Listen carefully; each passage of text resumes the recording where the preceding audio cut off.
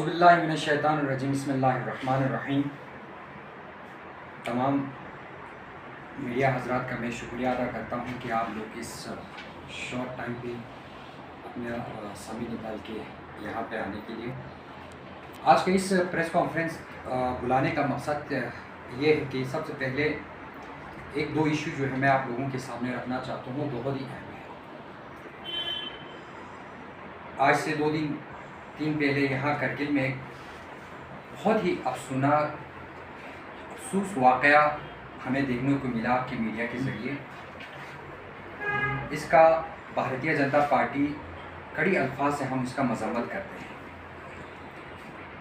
हमारे honourable CC साहब के जो पर्सनल पीएसओ ने जिस तरह गवर्नमेंट एम्प्लॉयज़ के साथ जो हरकतें किया, इसका हम मज़म्मत करते हैं। और साथ ही साथ में उनको जो धमकी दिया फायरिंग करने का, ये भी एक बहुत करगिल की तारीख में ऐसा घटना हमको देखने को नहीं मिला था। मैं आपके मीडिया के ज़रिए हमारे ऑनरेबल लेफ्टिनेंट गवर्नर और बिलखुसूस हमारे एडीजी साहब से रिक्वेस्ट करता हूं कि इसके ऊपर डिसिप्लिनरी कमेटी बिठाया जाए और जो कदम उठाना चाहिए और उसके ऊपर तुरंत 1 हफ्ते के अंदर इसके ऊपर स्ट्रिक्ट एक्शन लेना चाहिए। मैं और एक सवाल जो है हमारे सीसी साहब से भी पूछना चाहता हूं, उस जो वाक़या हुआ उस समय वो खुद उधर मौजूद था, लेकिन अफसोस के साथ कहना पड़ रहा है कि उनकी तरफ से कोई उसके ऊपर जो है रिएक्शन नहीं आया। इस तरह लोगों को डरा धमका के लोगों के ऊपर मारपीट करके आपको करगिल के अवाम ने वहाँ पे कुर्सी पे नहीं बिठाया था। करगिल के अवाम ने आपको उनकी मुश्किलात हल करने के लिए, उनकी परेशानियाँ हल करने के लिए आपको उस कुर्सी पे बिठाया था। आपकी इस हरकतों से पता चलता है कि आप लोग सत्ता के कितने नशे में डूब चुके हैं। आए रोज़ दिन जो है करगिल के मसले जो है वो यहाँ पे ख़त्म नहीं हो रहा है, ये बढ़ते जा रहा है। और कल के जो वाक़या हुआ है इससे साफ जाहिर होता है कि आप लोगों को करगिल की आवाम, करगिल की जो लोगों का जो इशू है उसके ऊपर आप लोगों को कोई चिंता नहीं है। मैं ऑनरेबल एलजी और हमारे एडीजीपी साहब से गुजारिश करता हूँ कि इसके ऊपर तुरंत कार्रवाई होना चाहिए। जो भी इसमें दोषी है उनके ऊपर सख्त से सख्त कार्रवाई होना चाहिए। हमने कभी करगिल की तारीख में इस तरह के वाक़यात को हमने नहीं देखा था। बड़ा शर्म की बात है, आज जिन लोगों ने केडीए जो बना के हमें कौंसल को बनाया था, आज वो लीडर के खामोश है। आज वो भी जो है उनके ज़बान से कोई इसके अल्फाजों के ऊपर कोई जो है कंडेमिनेशन हमें देखने को नहीं मिल रहा है।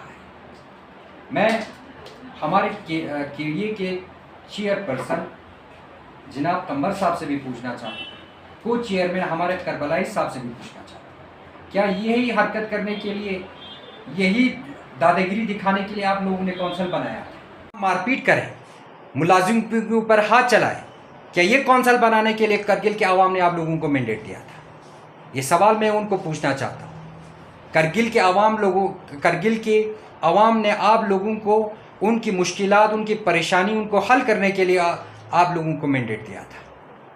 आप सिर्फ भारतीय जनता पार्टी को सप्रेस करने के लिए, उनकी आवाज़ को दबाने के लिए, इलेक्शन में उनके ख़िलाफ़ मजहबी जज्बात और लोगों के ऊपर लोगों के जज्बात से खेलने के लिए आप लोगों को हमने कौंसल में नहीं भेजा था।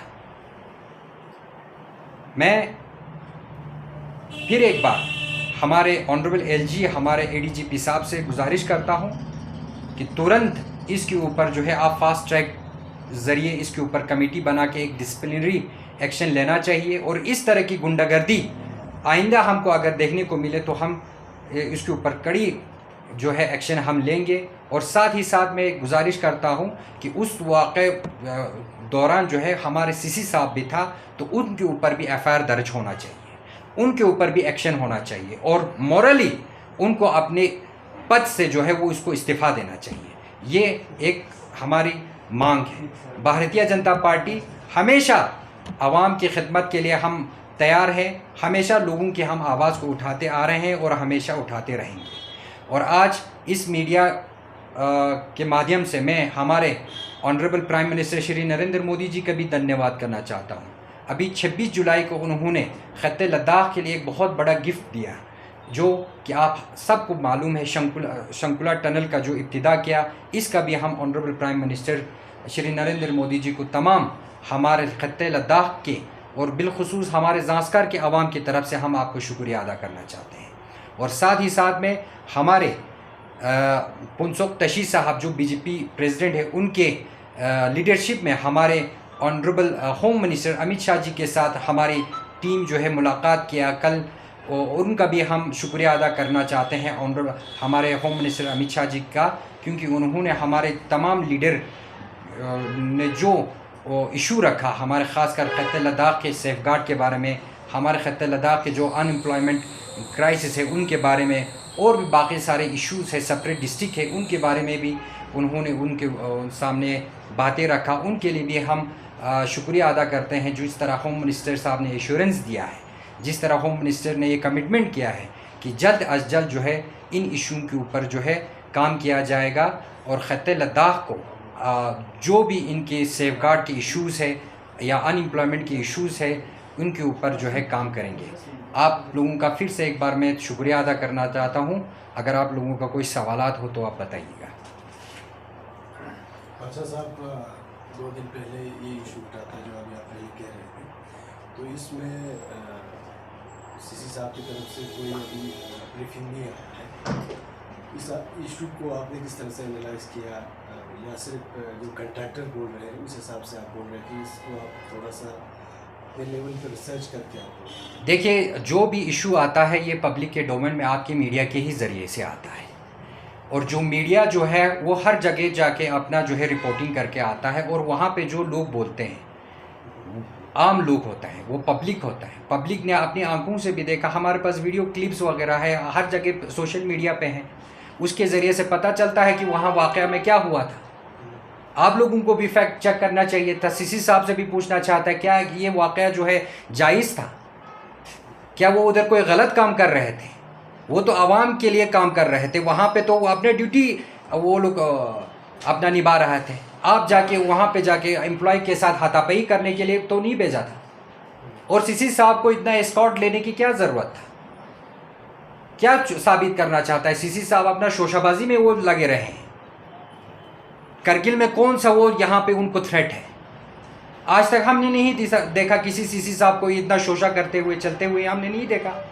आज उनको क्या ज़रूरत पड़ा है? सिर्फ लोगों को धमकाने के लिए उन्होंने पीएसओ रखा है, लोगों को गोली मारने की धमकी देने के लिए उन्होंने पीएसओ रखा है। आम आवाम तो छोड़िए, गवर्नमेंट मुलाजिम तक आप लोगों ने नहीं छोड़ा है, उनके ऊपर मारपीट किया है। ये कहाँ के जायज़ है? मैं हमारे जो करगिल के एम्प्लॉइज़ एसोसिएशन है उनसे भी सवाल पूछना चाहता हूँ, आज वो लोग खामोश क्यों है? किसकी डर से वो लोग आप लोगों कंडेमिनेशन नहीं कर रहा है? क्यों वो खामोश है? वो आपके ही पार्ट है। कम से कम आप लोगों को बोलना चाहिए कि आपके एम्प्लॉइज़ की तरफ से कम एक प्रेस स्टेटमेंट आना चाहिए। सिर्फ उनको सिर्फ गवर्नमेंट के खिलाफ बोलने के लिए वो वहाँ पे एम्प्लॉइज़ एसोसिएशन बना है। कल ये हादसा किसी के साथ भी हो सकता है। तो हम आपके मीडिया के माध्यम से यही बताना चाहता है, जब कभी भी इस तरह के वाक़यात हरकतें अगर हमको देखेंगे, हम हमेशा इस आवाज़ को हम उठाते रहेंगे, और ऑनरेबल एलजी साहब और एडीजीपी साहब से हम रिक्वेस्ट करेंगे कि तुरंत जो है इसके ऊपर एक्शन लिया जाए, नहीं तो हम होम मिनिस्टर तक इस बात को पहुंचा के इसके ऊपर कार्रवाई कराएंगे।